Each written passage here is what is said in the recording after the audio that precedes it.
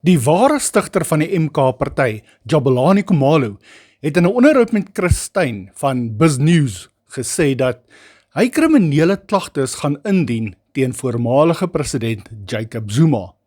Khumalo het gesê dat hy en 7 ander lede die MK-party in Januarie 2023 al geregistreer het en hulle het in hierdie proses besluit om met die stamvaders te konsulteer, omdat hulle geglo het dat hulle goeie raad sal kry van hulle af, omdat hulle politiek verstaan. Dit is hier waar hy toe met Jacob Zuma in aanraking gekom het, as sy direkte stamhoof of stamvader. Hy en die ander stigterlede het aan Zuma genoem dat hulle die MK-party wil stig, omdat hulle voel die ANC bied nie meer 'n roete tot die oplossing wat hulle voel nodig is vir die toekoms van Suid-Afrika nie. Aanvanklik het Zuma blykbaar gesê dat 'n nuwe party nie gaan werk nie, en hy het nie in die idee belang gestel nie. Zuma het aan hulle genoem dat die ANC nooit sal sterf nie.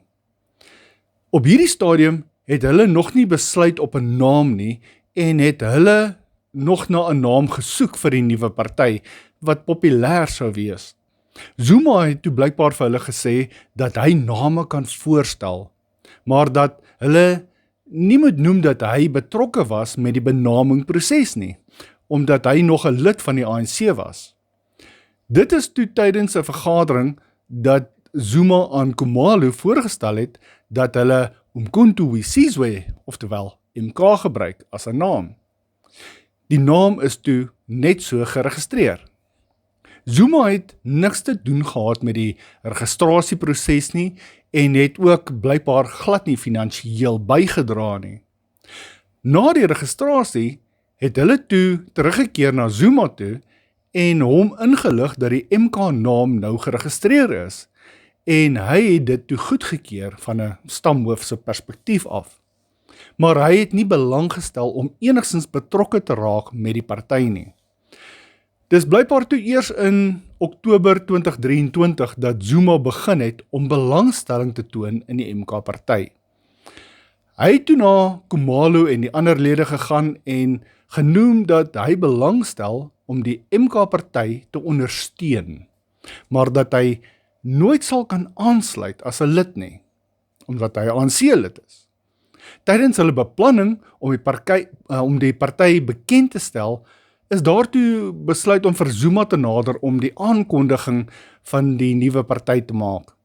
Dit was ooreengestem dat hy sou aankondig dat hy nie 'n lid is nie, maar dat hy wel die MK-party ondersteun en vir hulle sou stem in die volgende verkiesing. Hulle het toe in Januarie 2024 begin om lede te werf, en het as deel van 'n ooreenkoms met Zuma genoem dat hulle nie lede wil werf wie se name nie skoon was nie. Hulle wou dus nie lede aanvaar wat voorheen deel was van korrupsie of die staatskaping of misdaad of sulke goed nie. Zuma het saamgestem dat sulke lede nie deel van die MK-party moet wees nie. Khumalo het gesê dat hulle lede gesoek het met integriteit en skoon name. Khumalo het genoem dat met tyd toe word Zuma se dogter en toe sommer die hele familie betrek by die MK-party. Khumalo sê dat Zuma se dogter begin mal raak het en probleme veroorsaak het binne die MK-party as 'n organisasie. Sy het begin lieg en het ander leenaars begin intrek in die MK-party in. Khumalo het gesê dat terwyl hulle gedink het hulle werk om Suid-Afrika reg te maak, het Zuma se dogter gewerk om hulle te ondermyn. Khumalo sê dat hy die een was wat die geld moes soek vir prokureurs om teen die ANC te veg oor die MK-naam, sowel as finansiering van reiskostes vir MK-partylede. Dis nou die leierskapslede. Hy sê dat Zuma nie 'n sent bygedra het tot die party nie. Hy sê dat Zuma agter sy rug vergaderings begin hou het met mense met slegte name wat betrokke was by korrupsiesake of uitgeskop is selfs deur die ANC. Khumalo het uitgevind en aan Zuma genoem dat hulle dan 'n ooreenkoms gehad het dat sulke mense nie deel van die MK-party gaan wees of toegelaat word nie. Khumalo sê dat Zuma se dogter al hoe meer begin 'n probleem raak het en dat Zuma haar nie daaroor wou aanspreek nie. Dit is hier dat Khumalo besef het dat hulle nie meer op dieselfde voet is ten opsigte van hoe die MK-party moet werk nie. En dit is hier ook waar hulle begin het om vergaderings te hou met mense wat die party sou finansier, maar dat Zuma nie vir Khumalo in sulke vergaderings wou hê nie, of inbring nie. Zuma het blykbaar die befondsing ingetrek, maar wou nie dat Khumalo deel wees van die finansiering of die finansiële bestuur nie. Zuma het blykbaar op hierdie manier heeltemal die finansies van die MK-party saam met sy dogter oorgeneem. Iewers hier het daar ook 'n brief tevoorskyn gekom, waarin Khumalo klaarblyklik vir Jacob Zuma aanstel as die president van die MK-party. Maar Khumalo ontken dat hy geweet het van die brief en dat Zuma se dogter Khumalo se handtekening vervals het onderaan die brief. Khumalo sê dat die enigste dokument wat hy ooit geteken het, was dat Zuma die gesig van die party sou wees op die stembrief vir die verkiesings. Dit is blykbaar hier waar Zuma se dogter die handtekening gekry het om dit te vervals op die nuwe brief. Khumalo het toe vir Zuma hof toe gevat hieroor, maar Zuma het vir Khumalo afgedank uit die party uit. Hy is mos nou die president van die party.